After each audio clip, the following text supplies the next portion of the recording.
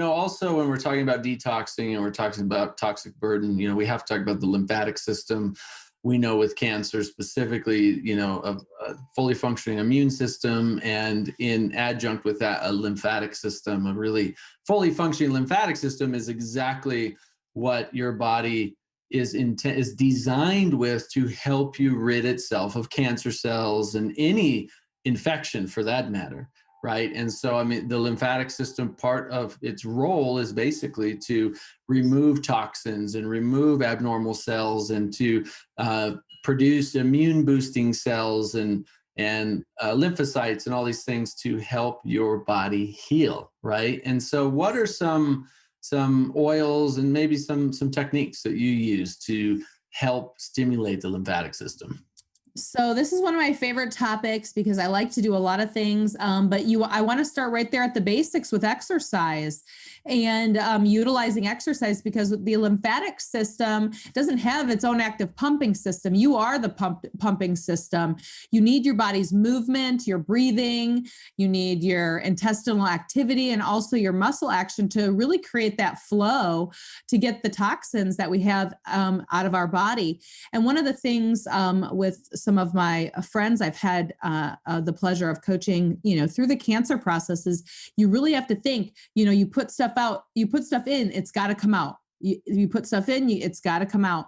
And some of the methods that are used, traditionally to treat cancer, even in a medical setting in more of a natural way, can sometimes destroy the gut system.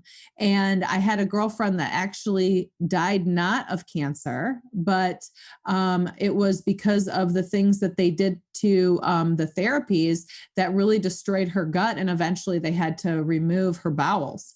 And she died of starvation, not of cancer. So we want to make sure that as we're detoxing our body regularly, that we are doing some specific things that we all can do. One of those things is a detox bath. We can all do those regularly. And if you can't get into a bath, you can always half the recipe that I'm going to give you, and you can soak your feet in that kind of bath. Use a cup of Epsom salts and 1/4 of a cup of Bragg apple cider vinegar. And then let's clarify for people, because I know not everyone's ever used them before. I always clarify, Epsom ends with an M like Mary, not an N like Nathan, right? M like Mary. Correct. Epsom. Very important. You don't get Epsom salt and put that's table salt. You do not want to put that in your bath. No. I've had people make the mistake, so I always have to clarify. Well, that's a good, and the other part is you want to buy pure Epsom salt, the one that you could take as a laxative, and I utilize that in a liver gallbladder cleanse and some of the other things that I use internally. So you want something that is safe that you can put internally.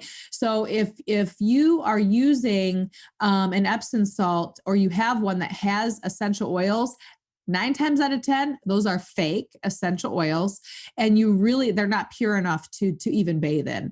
So you want to make sure that they are pure enough to even drink as a laxative in order to then use topically in this bath.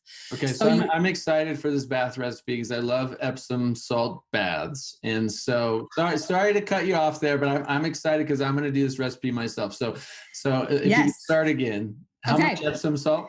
1 cup of Epsom salt, and you want to do 1/4 of a cup of Bragg apple cider vinegar. And then in your hand, you want 1 teaspoon of a liquid carrier oil. So your jojoba, your almond oil, but you don't want to use raw organic coconut oil because, believe it or not, and we do a lot of oil pulling and other things. And if you spit that in your sink, and if you have all that stuff going down your pipes, we have had friends who have had hundreds of feet of pipe had to be replaced because it ended up wall-to-wall coconut oil in there, because pipes underneath the ground, they are usually colder than 70 degrees, so it will harden in the pipes. So just like you remember a million years ago when like grandma, you know, would take the butter fat and then like store it in a can, which was disgusting. I thought that was the grossest thing ever. But the same kind of thing. She didn't want that stuff in her pipes. You don't want this in your pipes either. So we want to use a 1 tablespoon of a liquid carrier oil. And in your hand, when you put that in your hand, 1 to 2 drops of lemon essential oil, 6 to 8 drops of lavender essential oil.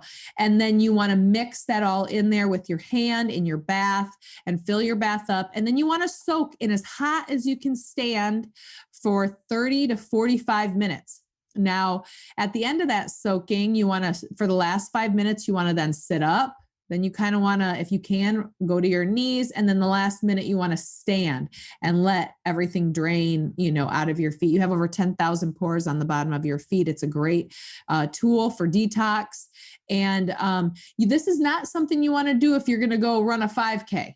This is something you want to do before bed. But the key is that especially if you are or are battling cancer or you're trying to stay cancer free, you want to have your body have that renewative sleep that it so desires. And this is a great way if you are having a harder time with sleep, or if some of your other modifications have interfered with sleep, then this is a great method to really detox for your body. Or if you're doing other things like massage therapy that would stir up lactic acid, this is a great way to help really drain that stuff from your body. If you are starting to work out or have exercise be part of your lymphatic process, if you have a little bit more of sore muscles, this is also going to help with that as well. So I soak. And then as soon as I get out of that bath, we want to use some good oils for our body.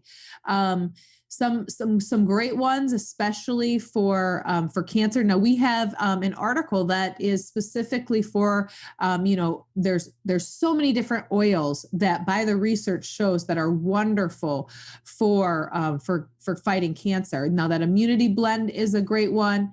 You've got lavender, myrrh, frankincense, sandalwood. There are so many good oils, even lemon, believe it or not. There's so many studies on it. So taking your carrier oil or a blend of carrier oils. My favorite is my Mama Z's oil base. We have with our eoapothecary.com, we actually have done that recipe in depth so that you can see how to make your own carrier oil that has all the different viscosities of oils. So it reaches the dermis of the skin in many different levels. And so you, again, want to use 6 to 8 drops for every 1 ounce, and you want to put that over your body. But let's say you really want to focus on sleep, before your nighttime regimen, and that is an issue for you. Then using chamomile, lavender, and vetiver is a great combination to have good sleep. And of course, for women that are in that perimenopause, menopausal state, if you have some of the more hot flashes, then you can always add peppermint to that regimen as well.